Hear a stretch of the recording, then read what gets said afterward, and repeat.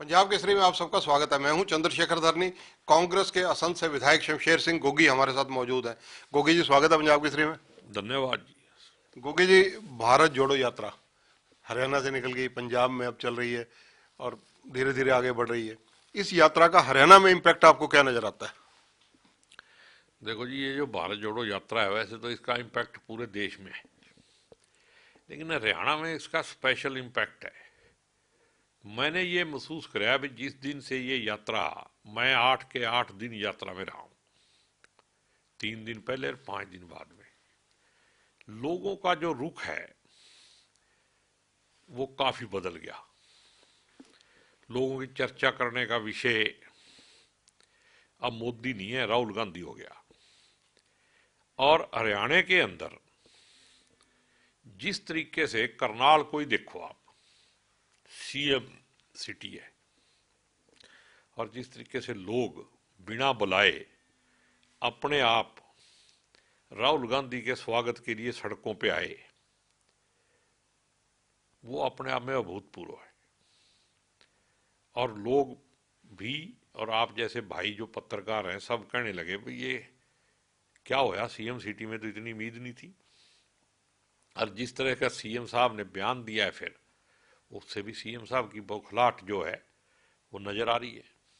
और उसके बाद अम्बाड़ा में देखो आप, जिस अम्बाड़ा को आखिरी दिन आधा दिन चलना था, सुबह 6 बजे 6:30 बजे हम चले, 6:30 बजे ही लोग, इतनी भीड़ थी कि अगर मैं ये कहूं भी करनाल से भी ज्यादा भीड़ अम्बाड़ा में थी तो कोई अतिशयोक्ति नहीं है। इस तरीके से मैं अपने मन में सोच रहा था भी लोग ये सोच रहे हैं भी जनो आज तो राहुल गांधी चला जाएगा, फिर पता नहीं देखने को मिलेगा नहीं मिलेगा। इस तरीके से 6-7 बजे लोग सोए हुए नहीं उठते और लोग सड़कों पे थे, छतों पे चढ़ रहे थे।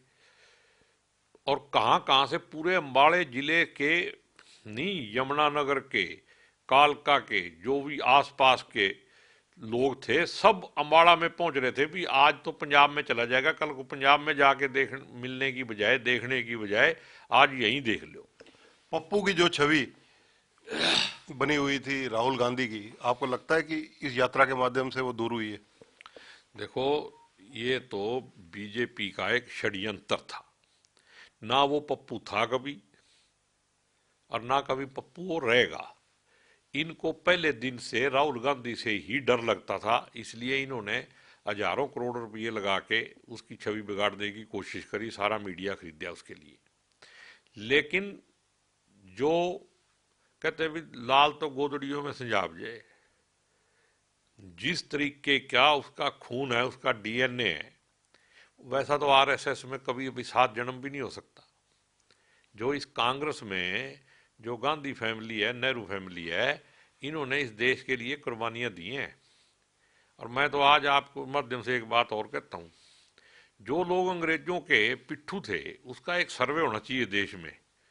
वही अमीर क्यों है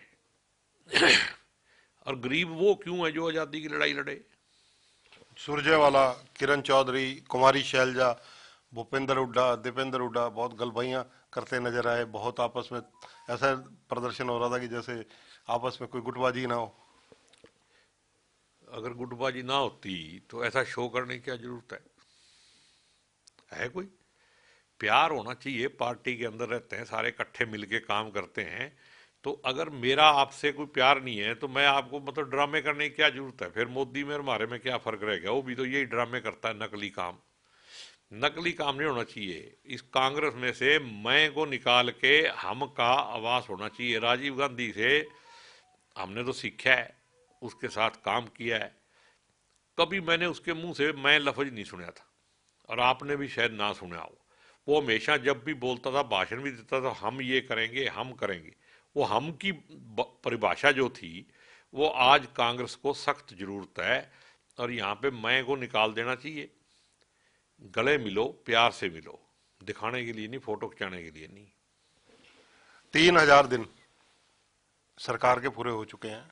शमशेर सिंह गोगी का बतौर विधायक क्या एनालिसिस है? देखो, सरकार तो अब वो क्या कहते हैं भी, मतलब अपना बिस्तरा बुस्तरा इन्होंने बांध लिया है। हालात ऐसे नहीं लगते मेरे को कि इनको ना पता हो। और सरकारी सिस्टम को भी पता चल गया कि सरकार तो गई और पब्लिक की आवाज है भी कांग्रेस आई। अब तो प्योर कांग्रेस की सरकार आएगी। लोग तो कहते हैं भी अब की बार 75 पार कांग्रेस होगी।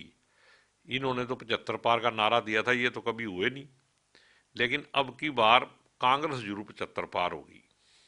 ओल्ड पेंशन स्कीम हिमाचल में सरकार बनते ही कांग्रेस ने लागू कर दी। हरियाणा में नेता प्रतिपक्ष पीपीपी और कई चीजों को कह रहे हैं कि सरकार आते ही हम एक कलम से, पहली कलम से इसको खारिज कर देंगे सारी चीजों को। देखो, अगर वो कह रहे हैं, बाकी तो जिस दिन मैनिफेस्टो आएगा, जो कमेटी बनेगी, उसमें ये डिस्कस होगा। और अगर मेरी पर्सनल राय पूछी जाए तो ये जो पेंशन वाली स्कीम है ये चालू रहनी चाहिए, क्योंकि इसमें जो भ्रष्ट लोग हैं उनको तो पेंशन की जरूरत नहीं, लेकिन ईमानदार भी इसमें मर जाएंगे बेचारे। बहुत सारी मेजॉरिटी बेईमानों की नहीं है, मेजॉरिटी ईमानदार लोगों की है। और जो कर्मचारी ईमानदारी से काम करेगा वो अपना बुढ़ापा कैसे काटेगा, ये तो बहुत बड़ा एक मतलब लोगों के साथ क्या कहेंगे भाई, जुल्म हो जाएगा एक। शमशेर सिंह गोगी को सरकार के 3 साल पूरे हो चुके हैं, क्या कुछ मिला अभी तक असंध को?